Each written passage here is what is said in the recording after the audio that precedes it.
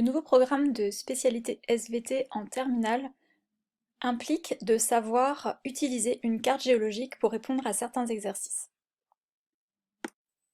Ce n'est pas un exercice facile et lorsque vous vous trouvez devant une carte, vous êtes souvent désemparé.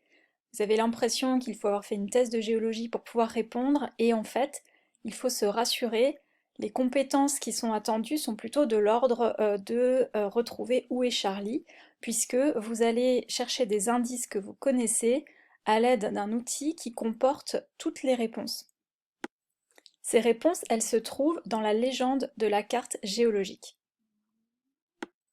Mais pour commencer, le mieux c'est de prendre la carte et d'essayer de la regarder de loin, c'est-à-dire d'identifier les grands ensembles qui comportent le même genre de couleurs. Donc par exemple sur cette carte de la Corse, on va trouver une partie qui est plus dans les rouges, oranges, roses et une partie qui est dans les bleus, verts. Pour l'instant, on n'interprète pas, c'est vraiment une vue de loin.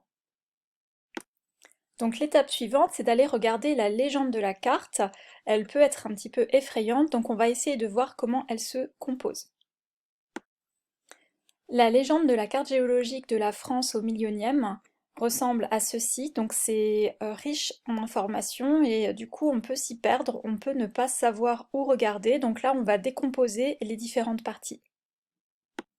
Donc dans la partie haute, on va trouver des éléments indiqués comme stratigraphie, sédimentaire et volcanisme. Donc ça va concerner des dépôts qui se sont faits selon les principes que vous connaissez de datation relative. Et vous avez à droite ce qui concerne la radiochronologie, c'est-à-dire tout ce qui concerne la datation absolue, avec même une indication concernant les orogénèses. Donc la partie gauche, on va surtout en général s'intéresser à ce qui est sédimentaire et là on va repérer des couleurs. Donc les couleurs sont également associées à des noms de code comme J3, J2 pour le Jurassique, etc. Ces noms de code on les retrouve sur la carte. L'échelle stratigraphique a été calée en âge absolu grâce à la radiochronologie. Donc vous allez pouvoir associer en plus ces dépôts sédimentaires, ces roches sédimentaires, à des âges en millions d'années. Donc il n'y avait vraiment rien à savoir par cœur puisque les cycles orogéniques sont indiqués, c'est-à-dire les différentes formations de chaînes de montagnes qui ont eu lieu pendant l'histoire de la Terre jusqu'à maintenant.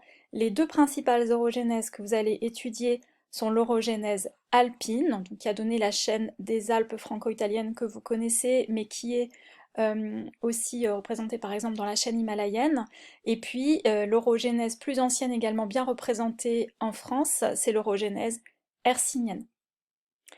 Vous verrez que ce ne sont pas les mêmes terrains qui sont majoritairement à l'affleurement pour les deux orogénèses, puisque pour l'orogénèse alpine, on a justement encore pas mal de roches sédimentaires à l'affleurement, alors que pour l'orogénèse hercynienne, on a eu beaucoup d'érosion et on met à jour des roches qui se sont formées ou transformées profondément.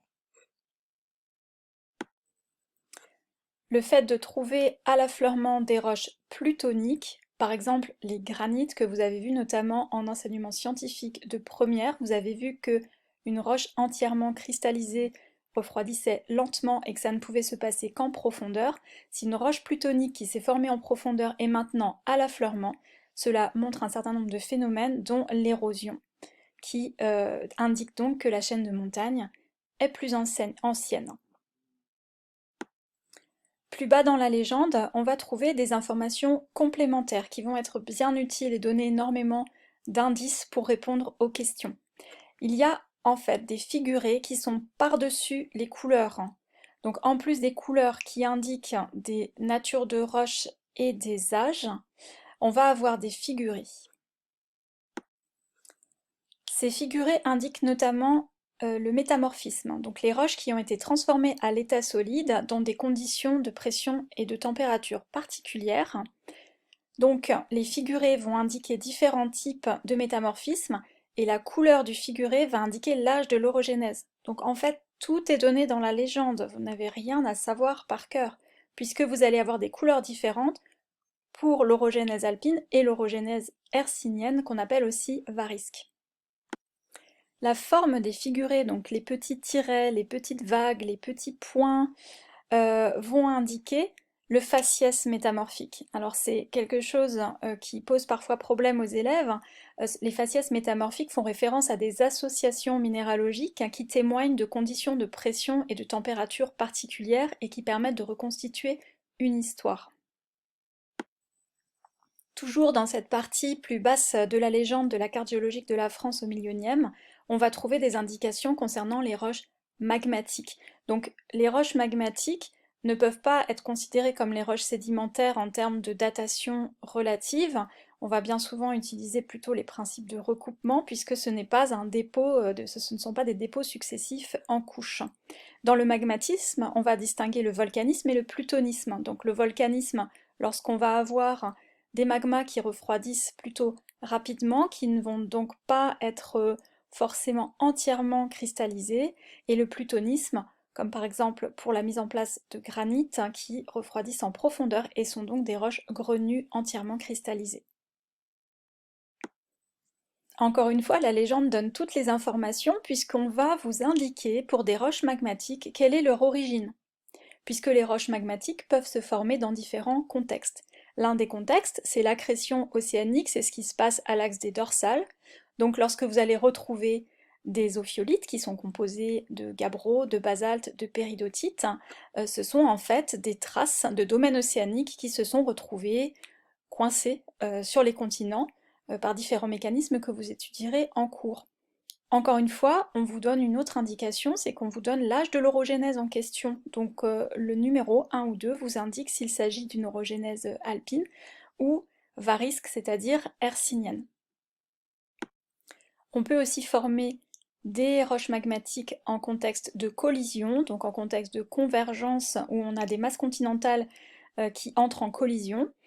À ce moment-là, on va avoir des roches alors, celles qui nous intéresseront le plus souvent, ce sont des roches plutoniques, et en particulier ce qu'on appelle les granitoïdes, donc grande famille, on va dire, des granites. Et à chaque fois, vous avez un figuré que vous associez à la couleur du fond qui donnait l'âge approximatif, qui va vous donner des indications plus précises sur les roches, mais en général, vous n'en aurez pas besoin. La dernière partie de la légende qui nous intéresse, c'est celle qui concerne les éléments structuraux, donc les accidents et les failles en particulier. Donc vous connaissez différents types de failles, les failles normales et les failles inverses, ou qu'on peut aussi appeler chevauchement. Souvent on va parler de chevauchement quand on va parler de grands ensembles de terrains qui viennent en recouvrir d'autres, avec pas mal de discordance en termes d'âge. Quand on parle de chevauchement, c'est souvent à l'occasion de ce qu'on appelle les charriages ou les nappes de charriage. Donc ce sont des mots que vous allez souvent utilisés dans le même contexte. Ce que vous avez surtout à retenir et à savoir expliquer et argumenter, c'est le lien entre une faille, un type de faille, et le contexte et les forces qui ont pu s'exercer sur les terrains et sur les roches. Donc les failles normales, ce sont celles que vous avez vues en contexte de divergence, donc lors de la création d'un rift ou à l'axe d'une dorsale. Pour ce qui est des failles inverses, c'est les failles qui témoignent de contextes de convergence, donc en contexte de collision, où vous allez avoir du coup un épaississement crustal. La faille normale indiquant plutôt un amincissement lithosphérique. Alors quelque chose qui ne figure pas sur la légende de la carte, mais qui fait partie des connaissances que vous avez pu acquérir dans le chapitre sur la datation relative, c'est le repérage de plis. Les plis sont aussi des marqueurs de la convergence, puisqu'il faut des forces, enfin de la compression en fait pour former des plis à partir de terrains sédimentaires. Si l'on applique le principe de superposition au niveau de terrains sédimentaires, on sait que le terrain le plus ancien va être en dessous et le plus récent au-dessus. Si c'est plissé puis érodé, voilà comment ça va se présenter sur une carte. Donc on va avoir, si l'on a un pli comme ceci qu'on appelle un anticlinal, même si le terme n'est pas vraiment exigé de votre part, on va retrouver en fait les roches les plus anciennes qui vont se trouver au centre. et de part et d'autre les roches les plus récentes. C'est l'inverse, hein, si on a un synclinal, donc un pli dans l'autre sens, on va avoir les roches les plus récentes qui vont se trouver dans la partie centrale. Donc sur les cartes, vous voyez bien souvent ce genre de figures qui vous indiquent du coup des plissements, donc de la convergence, et qui peuvent être tout à fait cohérents avec un contexte de collision. Si l'on en revient à l'exemple de la Corse, et sans rentrer dans les détails, parce que c'est un exercice qui mériterait d'être fait avec un peu plus de précision, mais la lecture, la simple lecture de la carte associée à vraiment quelques petites connaissances de base nous permet déjà de repérer en fait, une grande partie de la Corse présente des témoins de l'orogénèse hercynienne et qu'on a une partie, donc celle qui est plus verte et bleue, qui est plutôt de l'orogénèse alpine. Donc voilà pour ces petites astuces en lien avec la légende de la carte géologique qui, je pense, vous seront bien utiles pour dédramatiser ce type d'exercice.